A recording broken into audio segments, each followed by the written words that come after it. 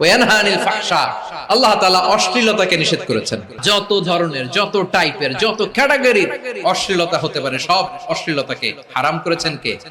ফাহশা মানে কি?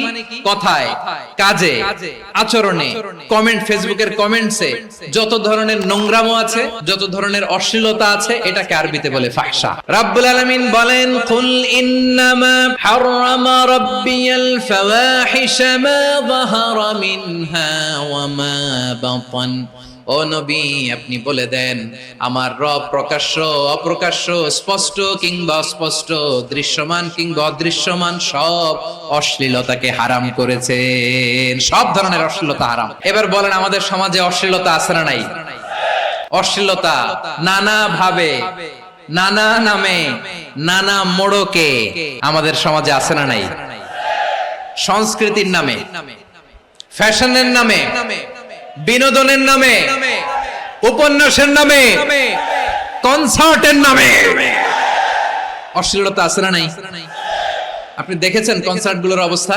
আমাদের তরুণ তরুণীরা, আমাদের যুবক যুবতীরা, আমাদের জেনজিরা, কি অবস্থা ওইখানে? ছেলে মেয়ে একে অপরকে জড়ায় ধরতেছে, একে অপরকে চুমু খাচ্ছে, প্রকাশ্যে, দিবালোকে, গণমানুষের সামনে। রূপালী জগতের নামে অশ্লীলতা আছে না নাই? এই টার্মটা আপনারা জানেন না? রূপালী জগৎ আসলে কি রূপালী জগৎ না অন্ধকার জগৎ? আমার বোনেরা, আপনাদেরকে যে কি বলে তারা বুঝায়, রূপালী জগৎ শুনেই আপনি ভরকে যাবেন না। রূপালী জগতে যে নারী যত বেশি উলঙ্গ, সে নাকি তত বেশি সাহসী। বলে এটা একটা সাহসী নারী, খুব সাহসী পদক্ষেপ তার। যত বেশি শরীর থেকে কাপড় নামাতে পারবে, যত বেশি বস্ত্রহীন হয়ে নিজেকে প্রেজেন্ট করতে পারবে, সে নাকি তত বেশি সাহসী। আমার চট্টলার ভাইয়েরা, শয়তানের প্রথমে এজেন্ডা ছিল বনি আদমকে বস্ত্রহীন করা। সে আদম এবং হাওয়া আলাইহিস সালামকে নিষিদ্ধ গাছের ফল খাইয়ে তাদেরকে বস্ত্রহীন করেছে। এই জামিনেও সে আমাদেরকে বস্ত্রহীন করতে চাইবে। এই রূপালী জগতের নামে তারা এটা করে। আমার প্রিয় বোনেরা, আপনি জানেন না আপনার দাম কত? ওরা আপনাদেরকে বিজ্ঞাপনের সস্তা পণ্য বানাতে চায়।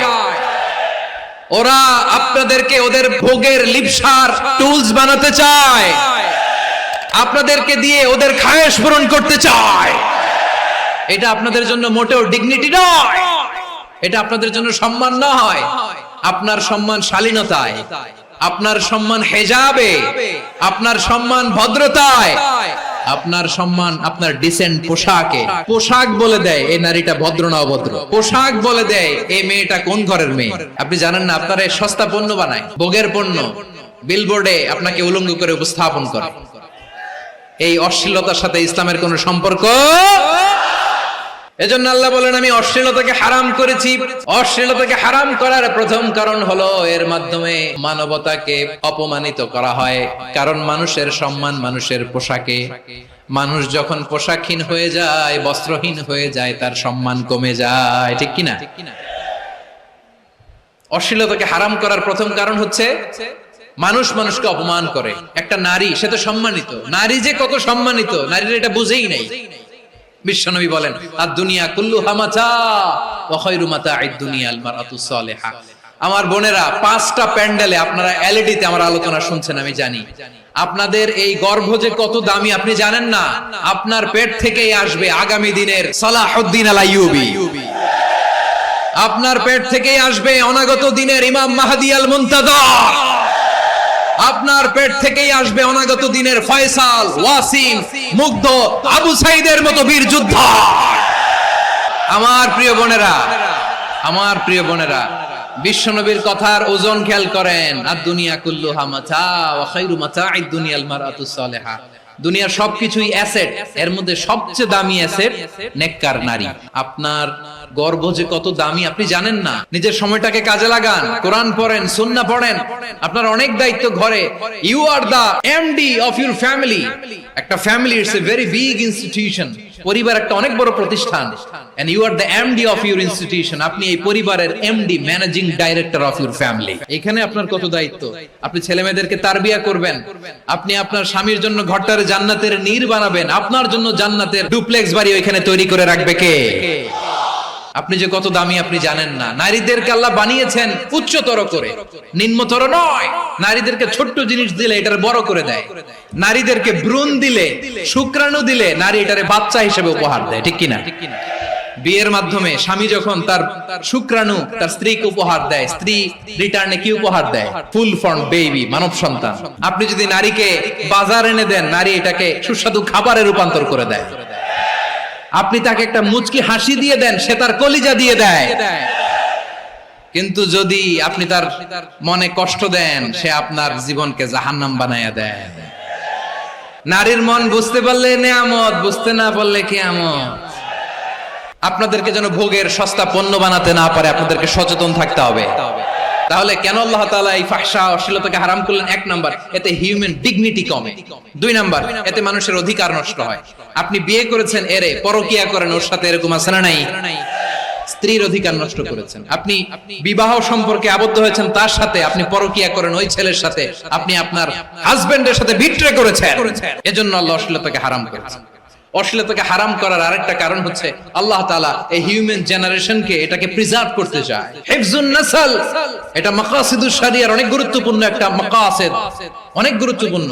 আপনার নাসল, আপনার জেনারেশনকে সংরক্ষণ করা। এই যে আসতেছে ফেব্রুয়ারি, কত ফেব্রুয়ারি জানো? এটা কি বিশ্ব ভালোবাসা দিবস? হ্যাঁ, কি দিবস? এই বিশ্ব ভালোবাসা দিবসের সাথে মুসলমানদের কোনো সম্পর্ক নাই। আমার প্রিয় ভাইরা, এই যে আপনি অবৈধ সম্পর্কে জড়ালেন, কেন আল্লাহ অশ্লীলতাকে হারাম করেছে দেখেন। বলতেছিলাম যে এটা আপনার নাসল, আপনার জেনারেশন, আপনার লিনিয়েজ, আপনার বংশকে প্রিজার্ভ করা। কে কার বাবা, কে কার মা, বাবা মা জানা, প্রজন্মকে প্রিজার্ভ করা, এটা ইসলাম ওয়াজিব করে দিয়েছে। এই যে অবৈধ সম্পর্কের কারণে, বিশ্ব বেহায়া দিবসের কারণে, এগুলোর আউটকাম, আউটপুট হিসেবে মাঝে মাঝে এই ঢাকা মেডিকেলের ডাস্টবিনে নবজাতকের বাচ্চার কান্নার আওয়াজ শুনতে পাওয়া যায়। চট্টগ্রাম মেডিকেলের ডাস্টবিনে নবজাতকের কান্না শুনতে পাওয়া যায়। বীর চট্টলার মুসলমানেরা বুঝতে পারলে আওয়াজ করে বলেন, এই যে চট্টগ্রাম মেডিকেলে যে নবজাতকটা পাওয়া গেল, ওর বাবাকে আমাকে বলেন, ওর মাকে, ও কোন ফ্যামিলির সন্তান কেউ জানে? আপনি হিউম্যান ডিগনিটিকে অপমান করেছেন না? আপনি তার ভবিষ্যৎকে অন্ধকার করেছেন না? আপনি তার লিনিয়েজকে প্রশ্নবিদ্ধ করে দিয়েছেন না? এই জন্য আল্লাহ তাআলা অশ্লীলতাকে আমাদের জন্য হারাম করে দিয়েছেন। পড়েন সুবহানাল্লাহ। এই জন্য রাব্বুল আলামিন বলেন, কুল ইন্নামা হারামা রাব্বিয়াল ফাওয়াহিশা মা যাহারা মিনহা ওয়া মা বাতান। প্রকাশ্য প্রকাশ্য সব অশ্লীলতাকে হারাম ঘোষণা করে দিয়েছে কে?